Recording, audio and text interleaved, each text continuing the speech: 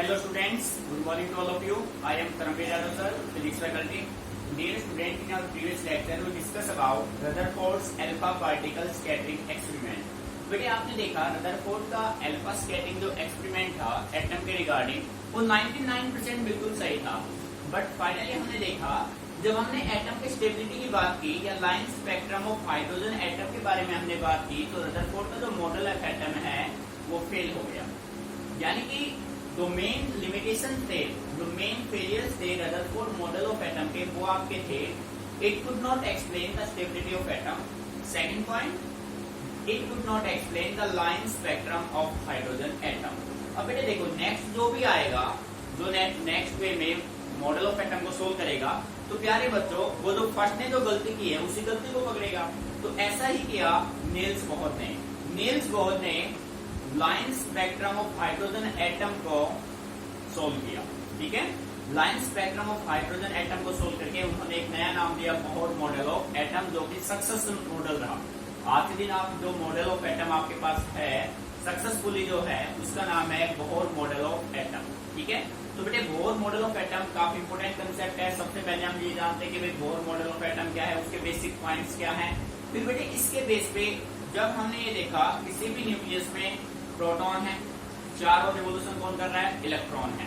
अब बेटे जो इलेक्ट्रॉन है उसका रेडियस ऑफ ऑर्बिट क्या है, किस वेलोसिटी से ट्रेवल कर रहा है, टोटल एनर्जी क्या है, फ्रीक्वेंसी क्या है, ये सभी आपको यहाँ से फाइंड आउट करने हैं। इसी के बेस पे आपके सीबीएसई में एग्जाम में क्वेश्चन आते हैं।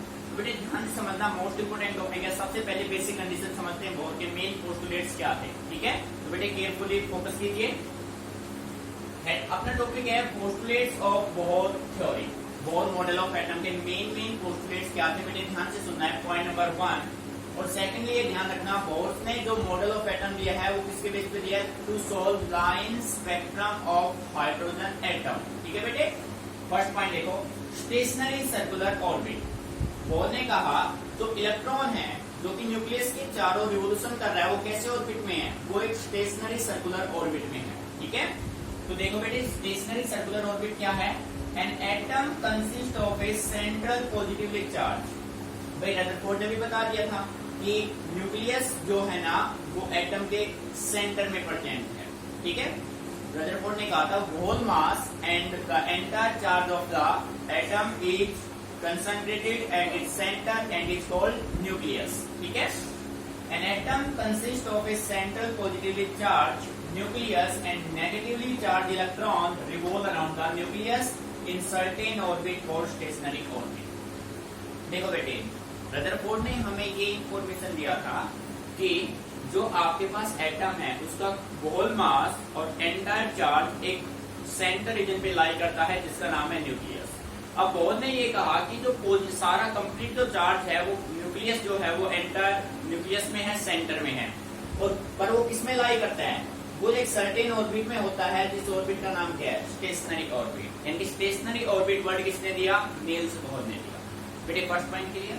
सेकंड में देखो बोहर ने फिर अपने कुछ क्वांटम कंडीशन दिए। बेटे बोहर के क्वांटम कंडीशन, ये पॉइंट आपका सबसे इंपोर्टेंट पॉइंट है, इसी के बेस पे आप सारे न्यूमेरिकल प्रॉब्लम सोल्व करेंगे। ठीक है, बोहर का क्वांटम कंडीशन क्या था, the stationary orbit are those in which angular momentum of electron is an integral multiple of h/2π। बेटे ये है h, प्लैंक्स कांस्टेंट, h/2π। बेटे ध्यान सुनो, भाई ये कोई ऑब्जेक्ट है, इस ऑब्जेक्ट पे आपने फोर्स एक्सर्ट किया, ये लीनियर डिस्प्लेसमेंट दे, तो बेटे यहाँ पे जो मोमेंटम होगा वो आपका होगा लीनियर वेलोसिटी को फॉलो करेगा, तो ये होगा आपका लीनियर मोमेंटम। बात समझ आ रही है।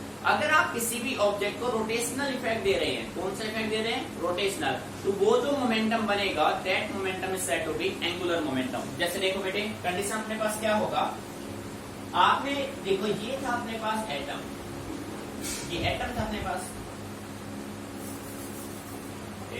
ये हो गया बेटे एटम। ठीक है, इसके सेंटर में ये हो गया इस एटम का न्यूक्लियस, जिसपे कैसा चार्ज है, positive charge. This is the nucleus of atom. ठीक है, और बेटे इसका जो यहाँ से यहाँ तक का दिस इज द रेडियस, यहाँ पे जो अपने पास है वो अपने पास क्या है, इलेक्ट्रॉन है जो इसके चारों क्या कर रहा है, रिवोल्यूशन कर रहा है। कितने स्पीड से कर रहा है भाई, v स्पीड से, जिसका मास कितना है m। मीनिंग समझ में आ रहा है ना।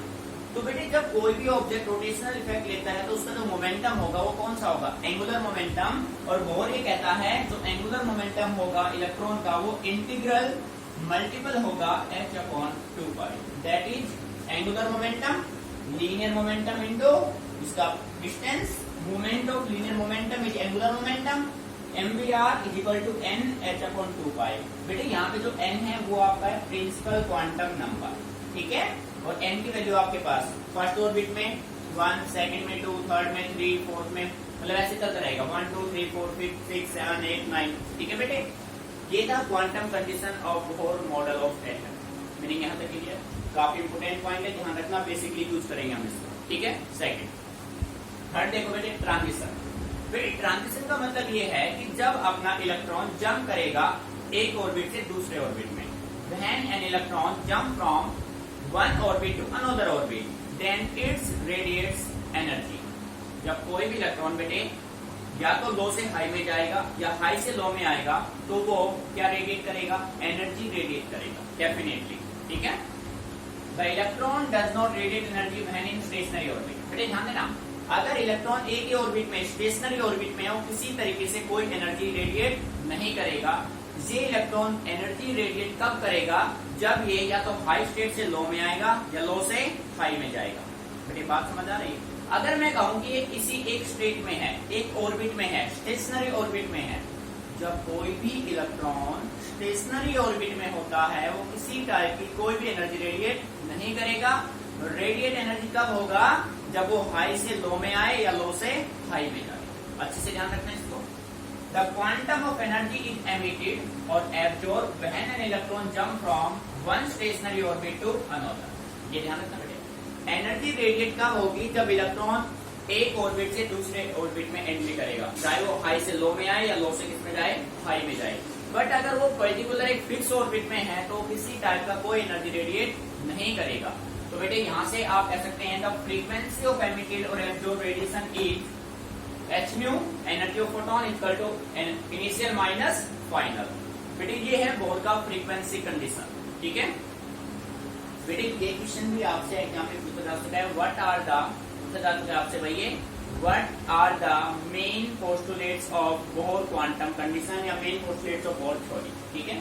तो बेटे 3 पॉइंट है आपके, पहला होगा stationary circular orbit, second quantum condition और थर्ड वन आपका होगा ट्रांजिशन। ट्रांजिशन का सिंपल मीनिंग है जब इलेक्ट्रॉन स्टेशनरी ऑर्बिट में है तो वो किसी भी टाइप का कोई एनर्जी रेडिएट नहीं करेगा। जब यही इलेक्ट्रॉन एक ऑर्बिट से दूसरे ऑर्बिट में जाएगा तो ये एनर्जी रेडिएट करेगा और वो अपने पास इस वे में होगा, ठीक है। क्वांटम कंडीशन ध्यान रखना, क्वांटम कंडीशन में बोहर कहता है कि जब कोई भी इलेक्ट्रॉन किसी न्यूक्लियस के चारों रिवोल्यूशन करेगा तो उसका जो एंगुलर मोमेंटम होगा वो इंटीग्रल मल्टीपल होगा किसका, h/2π का। बेटे यहाँ पे n है प्रिंसिपल क्वांटम नंबर और h है आपका प्लैंक्स कांस्टेंट। ये h है भाई, h प्लैंक्स कांस्टेंट। तो प्यारे बच्चों अच्छे से इसको ऑब्जर्व कीजिए।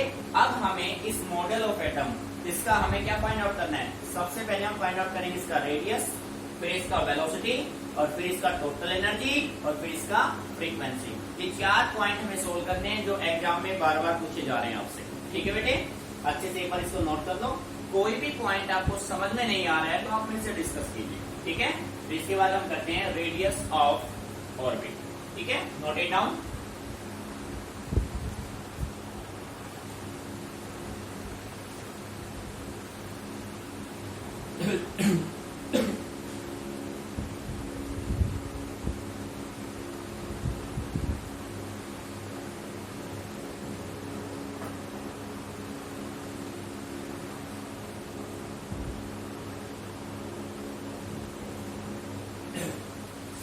तो बेटे यहाँ तो कॉपी हो गया। अब करते हैं हम नेक्स्ट टॉपिक पे आते हैं, इंपॉर्टेंट टॉपिक है, ध्यान दीजिए।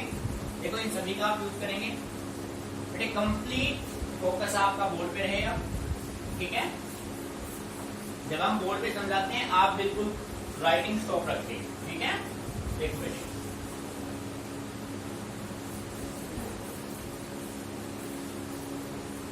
बेटे ध्यान दीजिए, अपना हेडिंग बना लीजिए आप सभी। इंपोर्टेंट टॉपिक है radius of bourse radius of bourse stationery orbit.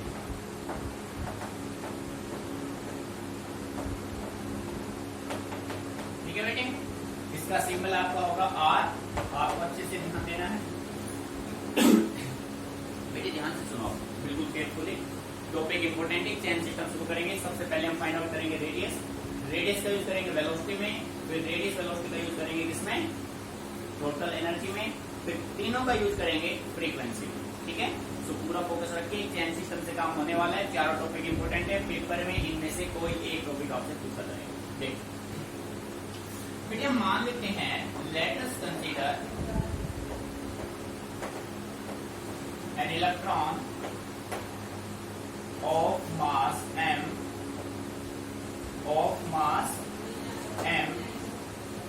revolve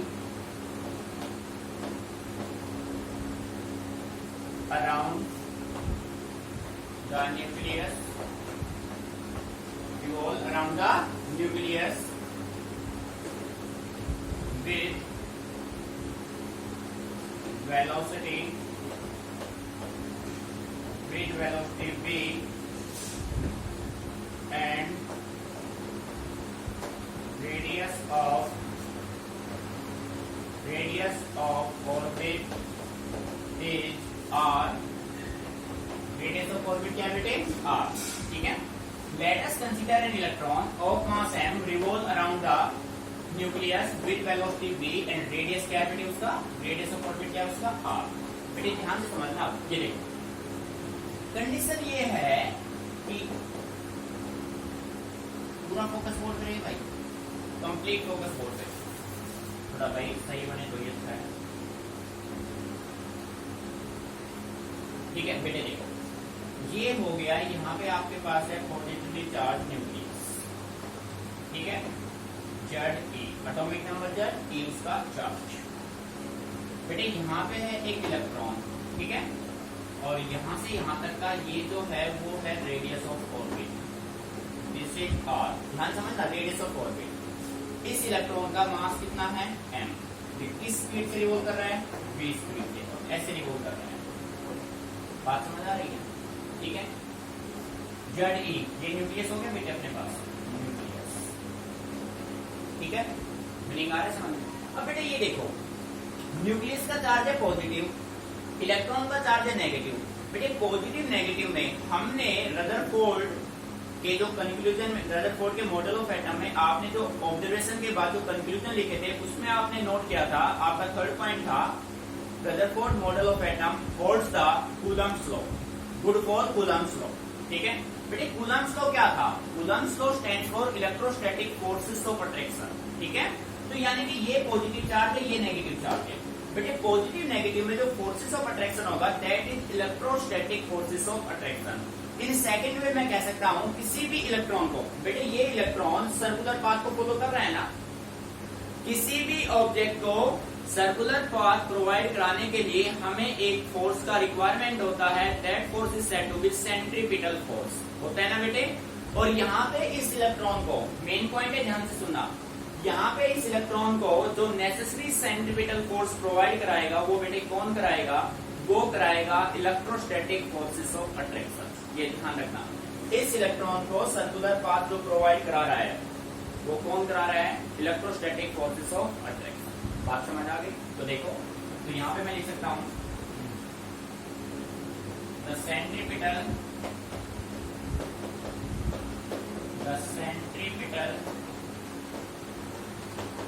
force is provided to electron by electrostatic forces of attraction between nucleus and revolving electron. एक पॉइंट समझ, रटना नहीं गलती से भी, ध्यान समझना है, कंप्लीट मैथमेटिकल करेंगे अब हम इनको। बेटे सबसे पहले हमने ये मान लिया कि अपने पास कोई एक इलेक्ट्रॉन है जिसका मास m है, वो किसी न्यूक्लियस के चारों रिवोल्यूशन कर रहा है जिसका रेडियस ऑफ ऑर्बिट क्या है r और speed of electron velocity of electron क्या है v है। बात समझ आ रही है? हमें radius of orbit r find out करना है। बेटे किसी भी ऑब्जेक्ट को सर्कुलर पाथ प्रोवाइड कराने के लिए हमें एक सेंट्रीपिटल फोर्स का रिक्वायरमेंट होता है। इस कंडीशन में इस इलेक्ट्रॉन को सेंट्रीपिटल फोर्स कौन प्रोवाइड कराएगा? Electrostatic force of attraction. ठीक है, तो बेटे मैं कह सकता हूं, अब ध्यान देना पूरा अपना, मैं कह सकता हूं CPF सेंट्रीपिटल फोर्स कौन प्रोवाइड कराएगा? Electrostatic force. भाई CPF कौन प्रोवाइड कराएगा? Electrostatic force. तो प्यारे बच्चों जैसा कि आप जानते हैं अपना CPF होता है mv²/r। mv²/r होता है ना? आप ऐसे लिखो, कैसे लिखो? ऐसे लिखो बेटे mv²/r। और Coulomb's law of force, Coulomb's law of electrostatic आपने पढ़ा हुआ है, तो वो क्या कहता था? 1/4πε0 ZE। ये चार्ज किसका हो गया? न्यूक्लियस का। इलेक्ट्रॉन का चार्ज क्या बेटे? E इंटू में क्या हो जाएगा? E इंटू में क्या हो जाएगा? E और बाय r का क्या हो जाएगा? स्क्वायर। इसमें एक समझ में आ रहा है? अब प्यारे बच्चों मैंने क्या किया, अब पूरा फोकस बोर्ड पे रहे आपका, कंप्लीट फोकस बोर्ड पे। यहाँ से मैंने एक r से एक r कैंसिल आउट कर दिया। तो मेरे पास यहाँ से रिजल्ट क्या मिला मुझे? mv² at it is 1/4πε0 ZE। E को इससे मल्टीप्लाई क्या हो गया? Z²। बेटे डिवाइड में क्या आया? R। अब मैं ऐसा कर लेता हूँ, इस R को यहाँ ले आता हूँ, ये R यहाँ आएगा, तो अपने पास क्या बचेगा? ठीक है, आप ऐसा करो, इसको इक्वेशन फर्स्ट मानो ये। बेटे यहाँ से समझ में आ रहा है? सेंट्रीपिटल फोर्स इसने प्रोवाइड कराया इलेक्ट्रॉन को, इलेक्ट्रोस्टैटिक फोर्स ने। सेंट्रीपिटल फोर्स आपका होता है mv²/r। इलेक्ट्रोस्टैटिक फोर्स होता है 1/4πε0 Q1 Q2 upon r²। Q1 क्या है बेटे? ZE। Q2 अपने पास क्या है? E। ठीक है, मोड से बाहर गया, पॉजिटिव बन गया, r का स्क्वायर। एक r से एक r कैंसिल, रिजल्ट बन गया। यहाँ तक कोई प्रॉब्लम? Brain clear? अब देखो, according to Bohr's quantum condition, according to Bohr's quantum condition, बेटे बोहर का क्वांटम कंडीशन क्या कहता है कि angular momentum mvr is equal to nh/2π। बेटे ये कहता है ना, nh/2π। ठीक है भाई, ये कंडीशन था। तो बेटे यहाँ से किसकी वैल्यू निकाल लो? v की वैल्यू निकाल लो। तो यहाँ से v की वैल्यू क्या हो जाएगी? nh/2πmr। Put in equation first. बेटे पूरा फोकस बोर्ड पे रहे, ध्यान इधर उधर बिल्कुल ना हो। देखिए बोहर का क्वांटम कंडीशन कहता है mvr angular momentum is equal to nh/2π। तो बेटे यहाँ से v की वैल्यू हो जाएगी nh/2πmr और v की वैल्यू को पुट कर दीजिए इक्वेशन फर्स्ट में। ठीक है, तो बेटे देखो अपने पास क्या बनेगा? mv²। देखो बेटे mv²। बेटे v की वैल्यू क्या है? v की वैल्यू यहां से उठाओ, nh/2πmr। और बेटे इसका करना है स्क्वायर, और ये किसके बराबर होगा? देखो भाई किसके बराबर होगा? 1/4πε0 ZE² बाय क्या होगा? r। यहाँ तक किसी बच्चे को कोई प्रॉब्लम? मीनिंग अच्छे से क्लियर? अब देखो बेटे m एडिटिंग, ठीक है, n² h² bye 4π² m² r²। बेटे हो गया कंप्लीट का स्क्वायर। ठीक है भाई, is equal to 1/4πε0 ZE² by r। अब बेटे ध्यान से देखना, यहां से मैंने एक m से एक m कैंसिल किया, एक बच गया, 4 से 4 कैंसिल किया, एक पाई से एक पाई कैंसिल किया। ठीक है, एक r से एक r कैंसिल किया। यहाँ पे ध्यान रखना अच्छे से, मेरे पास क्या बचा? n² h² बाय, यहाँ पे क्या बचा हुआ है? पाई, क्या बचा हुआ है? m, क्या बचा हुआ है? r is equal to Z square, क्या बचा हुआ है एप्सिलॉन। प्यारे बच्चों मीनिंग समझ में आ रहा है ना, अच्छे से क्लियर यहाँ तक। अब बेटे हमें तो क्या निकालना है आर, तो यहाँ से आर क्या हो जाएगा, ये देखो, इस आर को मैं यहाँ ले जाऊं, इसको यहाँ पे ले आऊं, तो मैं कह सकता हूं n square h square, epsilon naught इधर जाएगा, pi m z e square. प्यारे बच्चों आ रहा है कुछ समझ में? अरे हाँ या ना, मीनिंग अच्छे से क्लियर? अरे क्लियर है, आर की वैल्यू आ गई। बेटे ध्यान रखना है, नेक्स्ट क्वेश्चन में हम, नेक्स्ट केस में हम इसका यूज करेंगे n square h square epsilon naught pi m z square, ये होगा रेडियस ऑफ ऑर्बिट। ठीक है, यहाँ पे मैं लिख देता हूं for nth orbit, for nth orbit या in nth orbit, in nth orbit, तो बेटे आर nth क्या हो जाएगा,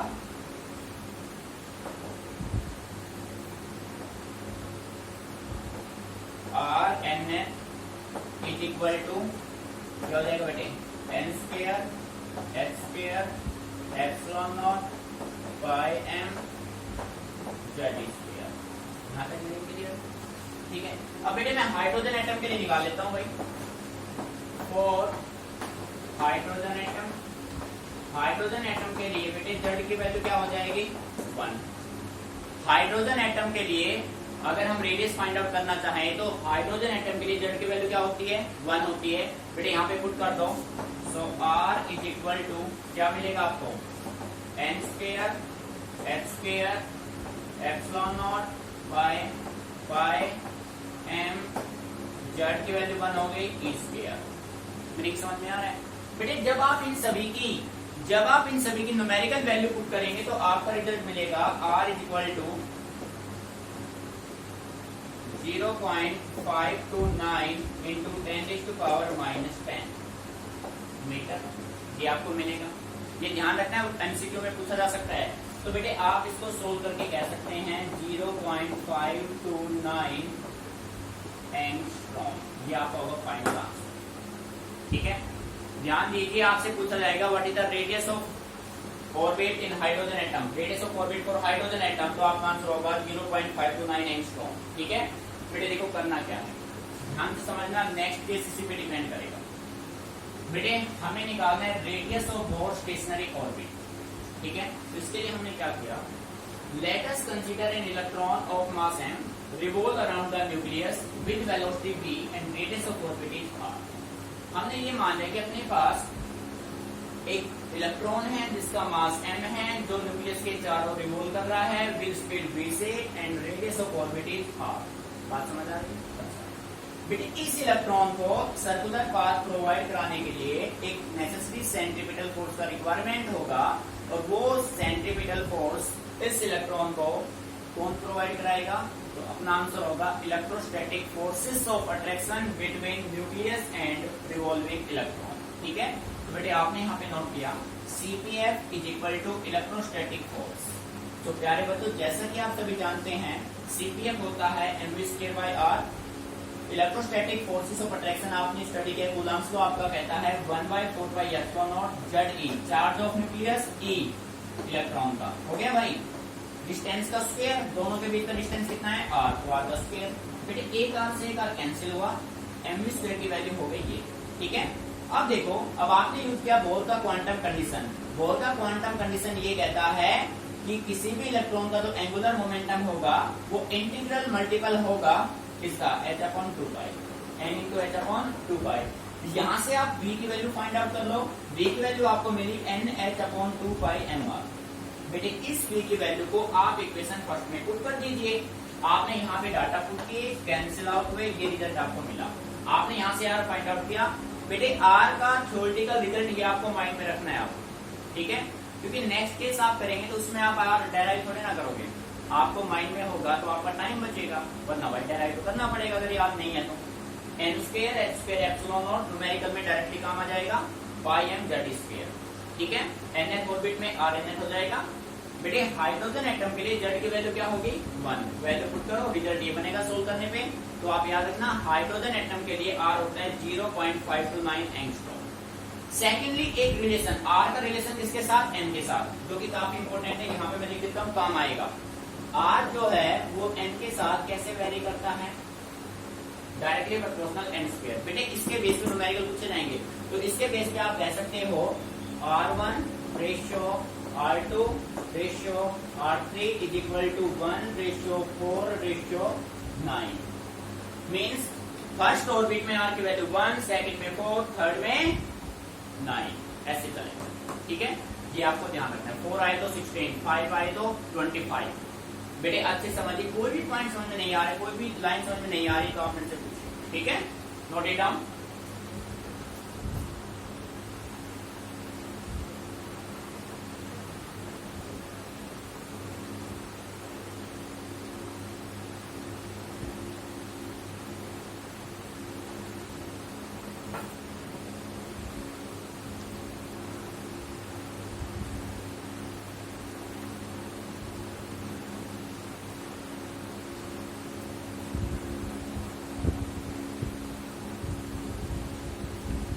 बेटे आप देखो, अब सेकंड टॉपिक आप अपना हेडिंग बना लो। देखो हेडिंग बनाई ध्यान से, केयरफुली देखो क्या क्या आपको चेंजेस करने हैं।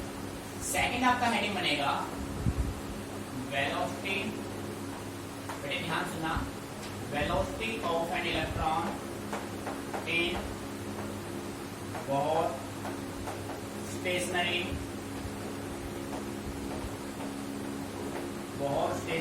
ऑर्बिट। बेटे ध्यान दीजिए कंप्लीटली। बेटे सेकंड आपका बनेगा velocity of an electron in both stationery orbit. हमें अब ये फाइंड आउट करना है कि जो इलेक्ट्रॉन जो न्यूक्लियस के चारों रिवॉल्व कर रहा है उसका वेलोसिटी क्या है। तो बेटे देखो यहाँ तक ध्यान समझना, टॉपिक बिल्कुल इजी हो जाएगा। ये जो आपने रेडियस में किया था, यहाँ तक आप बिल्कुल इक्वेशन फर्स्ट तक आप बिल्कुल सेम कर लो, यहाँ तक आप सेम कर लो। यहाँ तक देखो आपका काम कितना आसान हो जाएगा, ध्यान से देखना, ज्यादा एफर्ट नहीं करना पड़ेगा आपको। मैंने पहले ही आपसे कहा था एक चैन सिस्टम से हम पढ़ाई करेंगे यहाँ पे। ठीक है, फिजिक्स को चैन सिस्टम से सोल्व करेंगे, फिजिक्स बिल्कुल इजी बन जाएगा। बेटे यहाँ तक आपने बिल्कुल सारा सेम करना है। लेट अस कंसीडर इलेक्ट्रॉन, ये सब कुछ सेम, बिल्कुल कंप्लीट सेम, यहाँ तक आप बिल्कुल सेम आ जाओ। अब आपको फाइंड आउट क्या करना है, आपको फाइंड आउट करना है वेलोसिटी। तो प्यारे बच्चों आप क्या करो, यहाँ से आप आर की वैल्यू निकालो। आर की वैल्यू यहाँ से क्या होगी, n h upon 2 pi m we.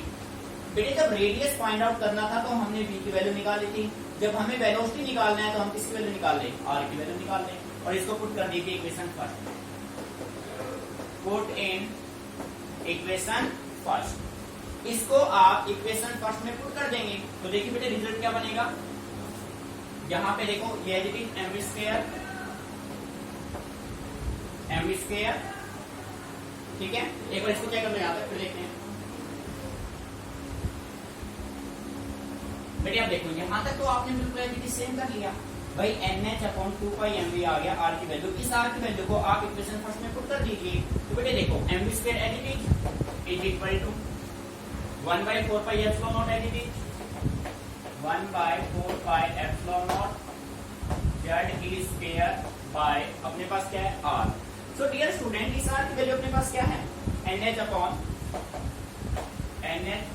NH 2 pi mv, तो मल्टीप्लाई में चला जाएगा 2 पाई mv। बेटे आ रहा है नहीं समझ में भाई, यहाँ पे आपने आर की वैल्यू पुट की है, आर की value NH upon 2 pi mv, NH 2 pi mv multiply में चला जाएगा। तो बेटे यहाँ से देखो अपना पाई से पाई कैंसिल हो गया, 2 से 1 2 कैंसिल हो गया, v से 1 v कैंसिल हो गया, m से m कैंसिल हो गया। कुछ आ रहा है समझ में भाई, ठीक है ना। तो प्यारे बच्चों यहाँ पे क्या बचा, यहाँ पे बचा v, क्या बचा भाई, v बचा। यहाँ पे क्या बचेगा 1 upon 2 epsilon naught z e square bye NH। और बेटे यहाँ तो कुछ बचा ही नहीं, v equal to 1 upon 2 epsilon naught z e square upon NH। बेटे जब आप इनकी वैल्यू पुट करेंगे ना, जब आप इनकी वैल्यू पुट करेंगे तो अपना जो रिजल्ट बनेगा वो बनेगा 2.2 into 10⁶ into z by n, ठीक है। ये आपका रिजल्ट बनेगा इन सब की वैल्यू पुट करने के बाद, ठीक है। अब मैं कह सकता हूं फॉर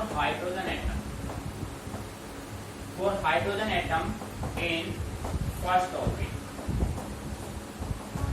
बेटे हाइड्रोजन एटम के लिए फर्स्ट ऑर्बिट में z की वैल्यू हो जाएगी 1 और n की वैल्यू भी क्या हो जाएगी 1।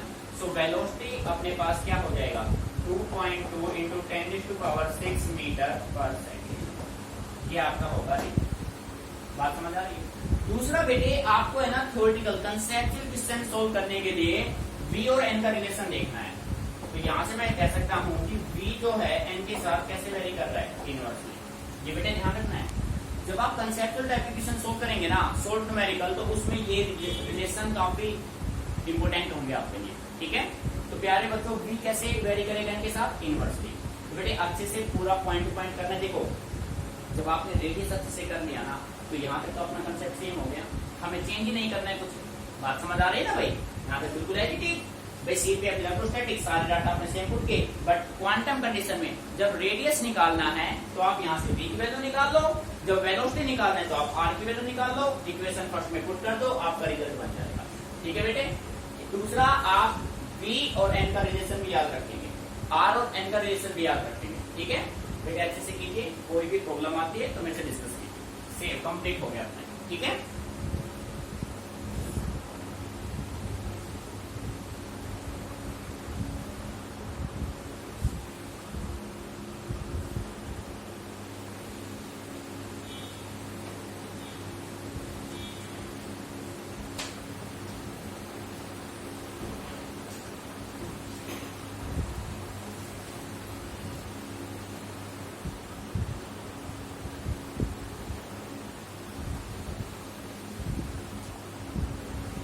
आपको इनमें कहीं पे भी एक मिनट रटना नहीं है, चीजों को समझ के चलना है।